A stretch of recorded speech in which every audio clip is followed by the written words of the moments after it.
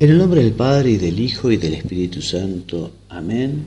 Buenas y santas, queridos amigos, ya con nuestra tercera clase del curso Sacramentos y Liturgia, veremos hoy el Santísimo Sacramento de la Eucaristía, este don que Jesucristo hace de sí mismo, revelándonos el amor infinito de Dios por cada hombre.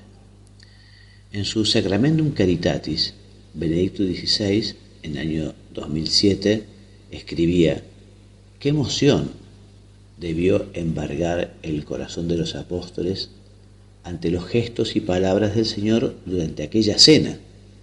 Qué admiración ha de suscitar también en nuestro corazón el misterio eucarístico».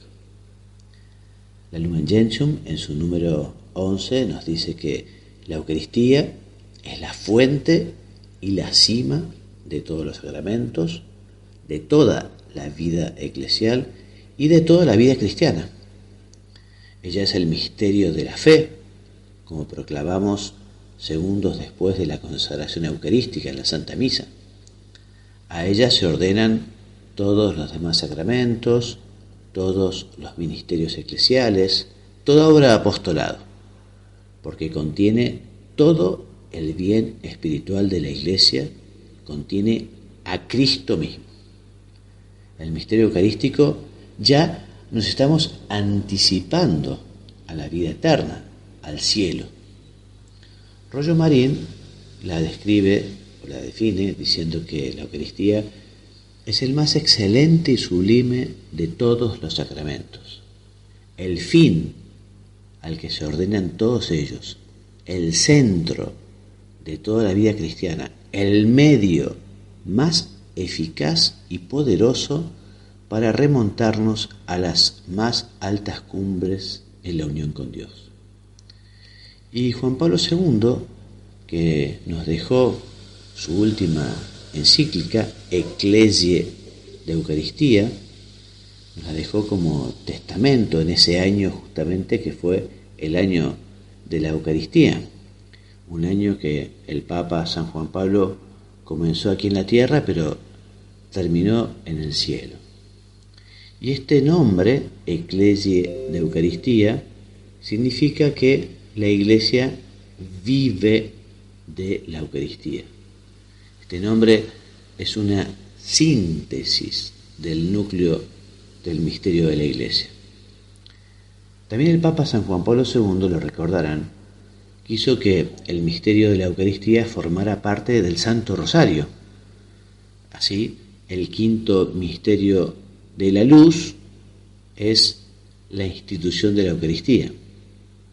Y cuando escribió Rosarium Virginis Mariae, explicando justamente este documento precioso sobre el Rosario, al hablar del quinto misterio dice: «Misterio de luz es por fin la institución de la Eucaristía, en la cual Cristo se hace alimento con su cuerpo y su sangre bajo las especies del pan y del vino, dando testimonio de su amor por la humanidad hasta el extremo, y por cuya salvación se ofrecerá en sacrificio».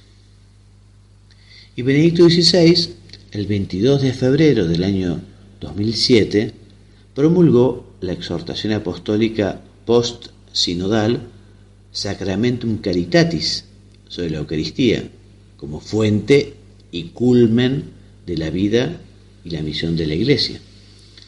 Y allí menciona a los santos que han alcanzado la santidad gracias a su piedad eucarística, y entre otros menciona a San Agustín, a Santo Tomás, a Santa Catalina de Siena, al cura de Ars, al Padre Pío y al Beato Frassati.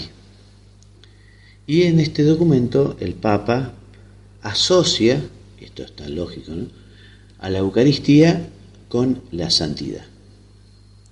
Bueno, y pasemos al título, la Eucaristía como sacramento.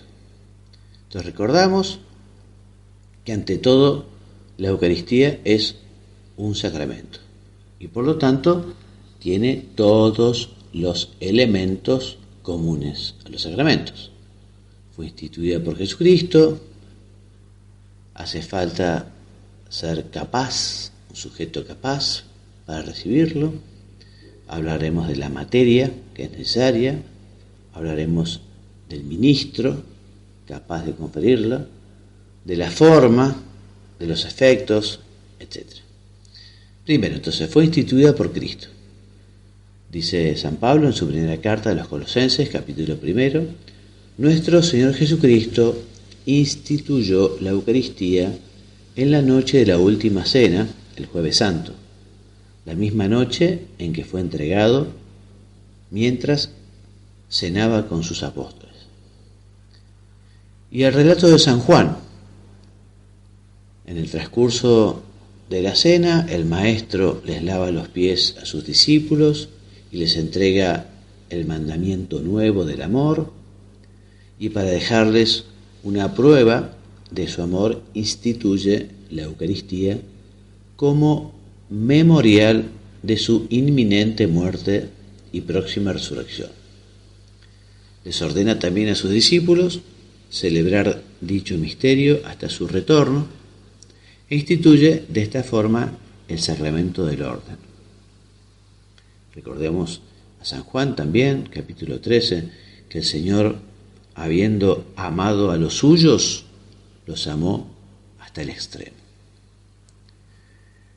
Son los 3 evangelistas sinópticos y San Pablo los que nos relatan la institución de la Eucaristía. San Juan relata las palabras de Cristo en la sinagoga de Cafarnaún, que es el famoso discurso del pan de vida del capítulo 6, aquello que nuestro Señor anunció en Cafarnaún, luego lo realizó en el marco de la fiesta judía de la Pascua. Y allí entregó a sus discípulos su cuerpo y su sangre. Llegó el día de los ácimos, en el que se había de sacrificar el Cordero de Pascua, y envió a Pedro y a Juan, diciendo, id y preparadnos la Pascua para que la comamos. Cuando llegó la hora, se puso a la mesa con los apóstoles y les dijo, con ansia he deseado comer esta Pascua con vosotros antes de padecer, porque os digo que ya no la comeré más hasta que haya su cumplimiento en el reino de Dios. Luego tomó pan, dio gracias, lo partió y se los dio diciendo, este es mi cuerpo, que se entrega por vosotros. Haced esto en recuerdo mío. De igual modo, después de cenar, tomó la copa diciendo, esta copa es la nueva alianza de mi sangre, que se derramará por vosotros. San Pablo nos dice que este sacramento debe cumplirse hasta que Él venga. 1 Colosenses 11.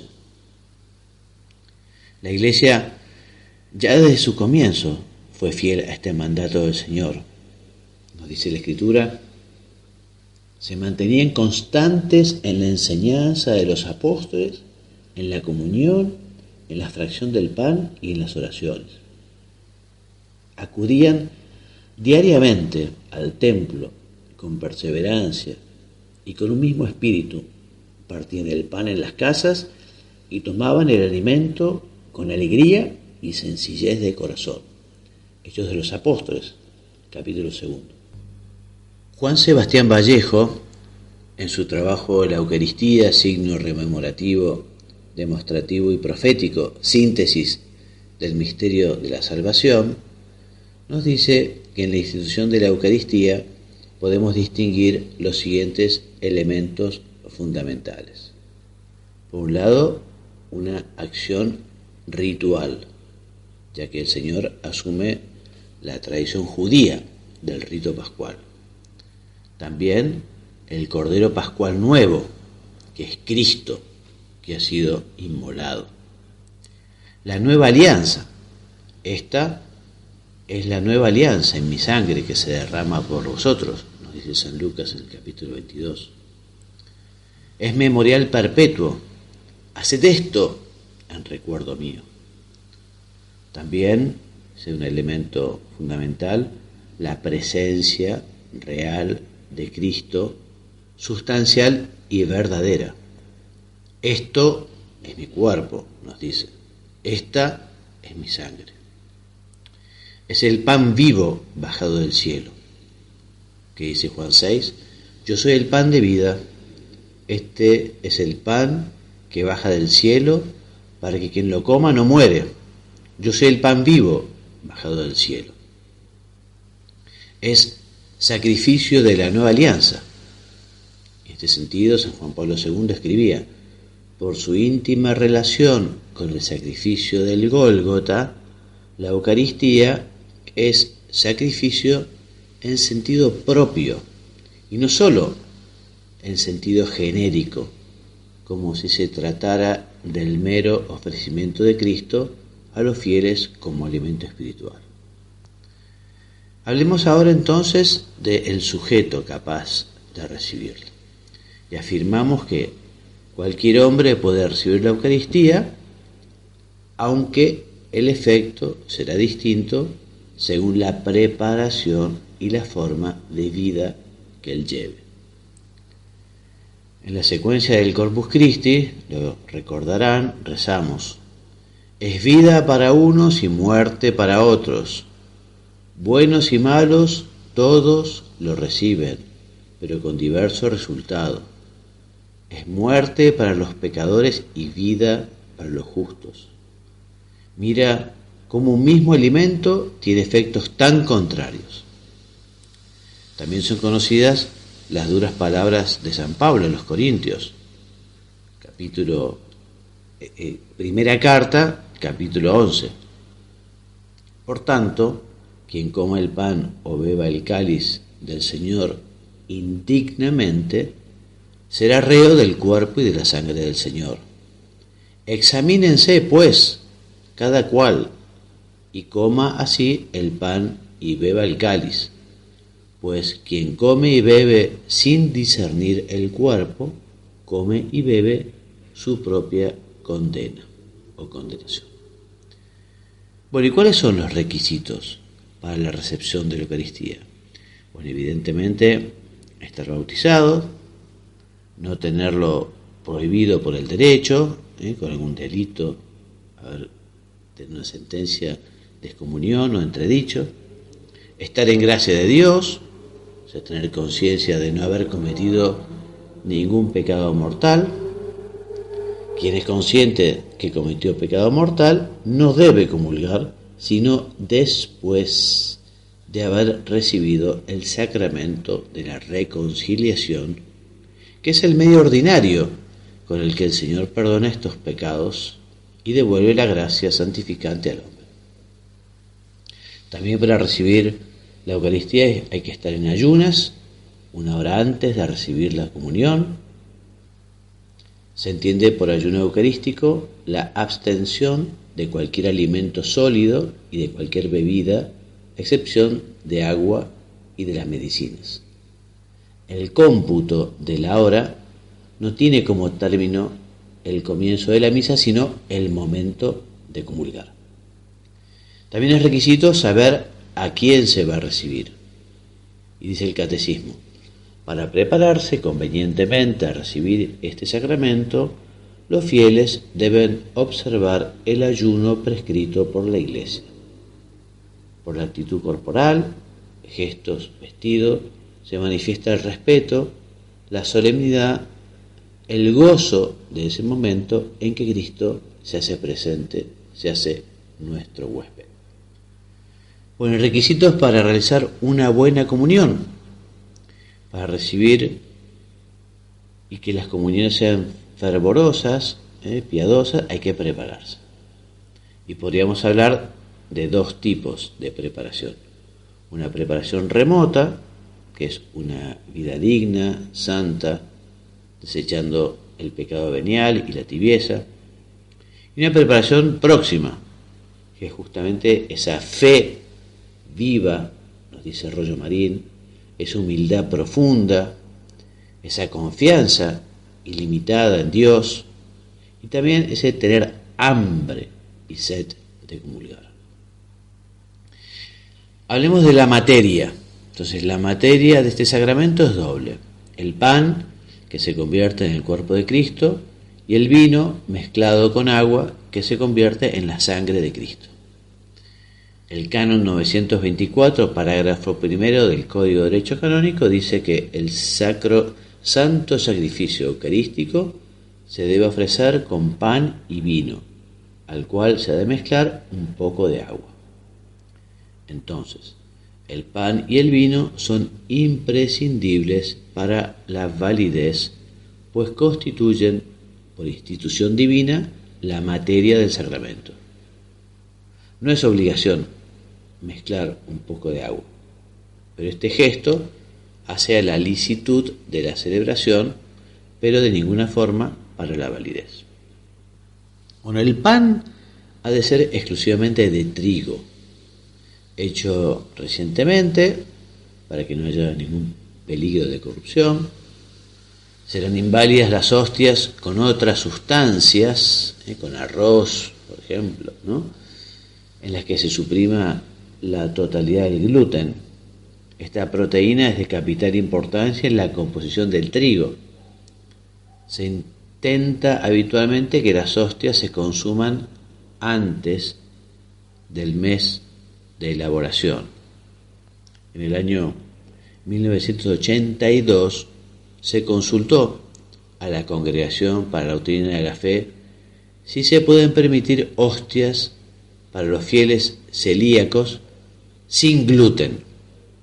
Bueno, la respuesta dada por el entonces cardenal Ratzinger y confirmada por su santidad Juan Pablo II fue negativa. Sin embargo, con la aprobación del ordinario del lugar, o sea, con el obispo, se pueden confeccionar hostias que contengan un bajo contenido de gluten, pero sin alterar de esta forma su composición. La Instrucción Redemptionis Sacramentum número 48, sobre las personas que elaboran las hostias, dicen que deben distinguirse por su honestidad, que sean expertas en la elaboración y dispongan de los medios o de los instrumentos adecuados.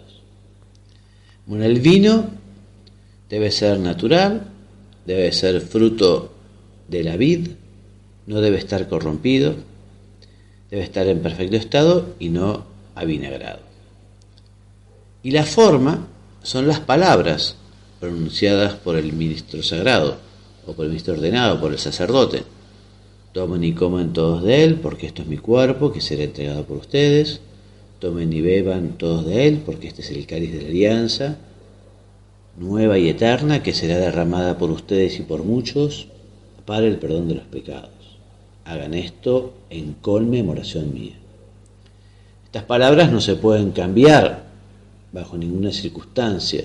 Hacen a la validez de la celebración.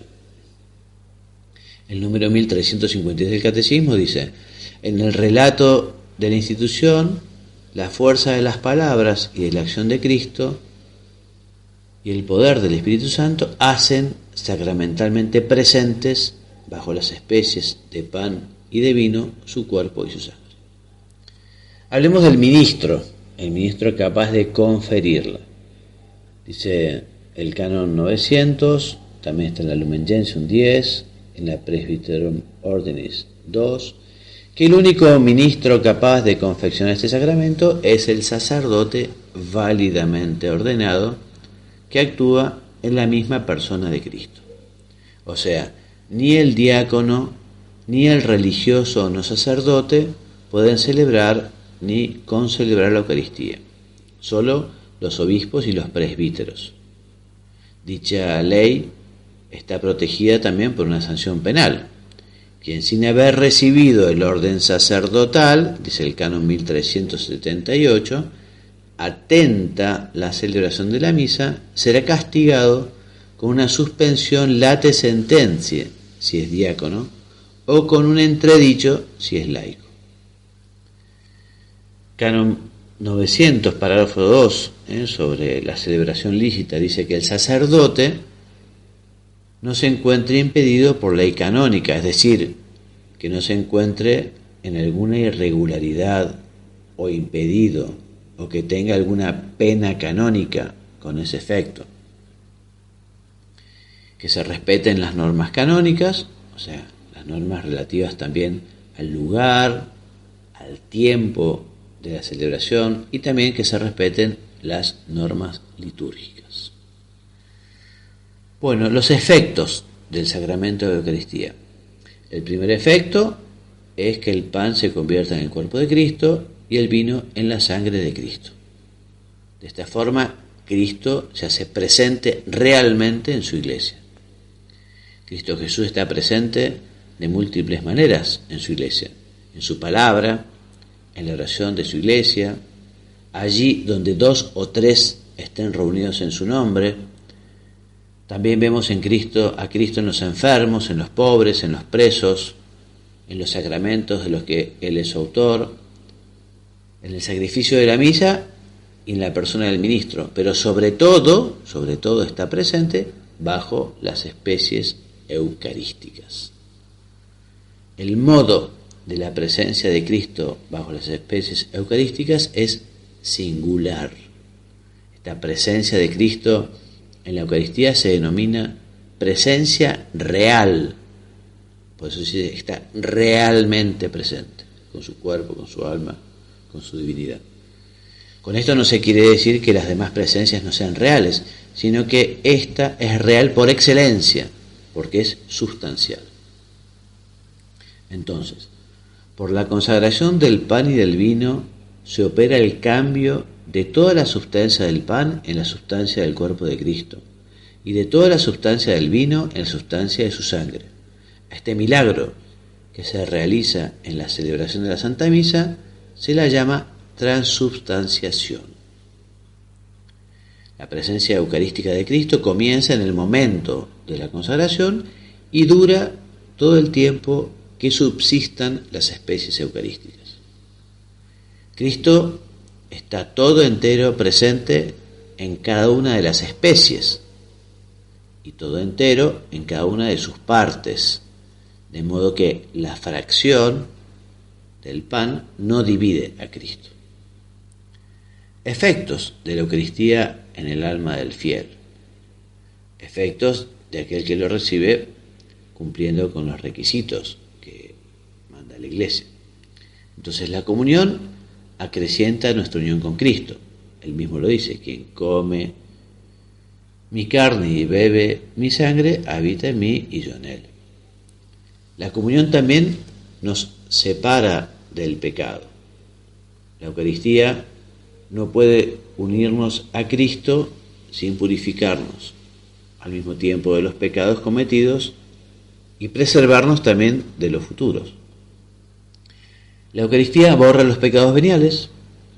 La Eucaristía nos preserva de futuros pecados mortales. Cuanto más participamos en la vida de Cristo y más progresamos en su amistad, tanto más difícil se nos hará perder la amistad por el pecado mortal. También la comunión nos une al cuerpo místico de Cristo, nos une a la Iglesia. Y también la Eucaristía entraña un compromiso a favor de los pobres. Hablemos de la adoración eucarística. La adoración es la única actitud del hombre ante tan grande sacramento, pues Cristo está presente, Cristo está oculto bajo esos signos sacramentales. Por esta razón podemos rezar o cantar, con toda la Iglesia: Tantum ergum sacramentum veneremur cernui, que se traduce como veneremos pues inclinados a tan grande sacramento. Ante tan gran sacramento, tan gran misterio de la fe, no tiene que quedar otra postura sino la de caer de rodillas para adorar al Señor presente realmente en el Santísimo Sacramento del altar. Sea bendito y alabado sea el Santísimo Sacramento del altar, sea por siempre bendito y alabado Jesús sacramentado. Bueno, hasta aquí entonces nuestra tercera clase. Me despido de ustedes enviándoles la bendición. Que Dios los bendiga y los haga muy santos. Amén.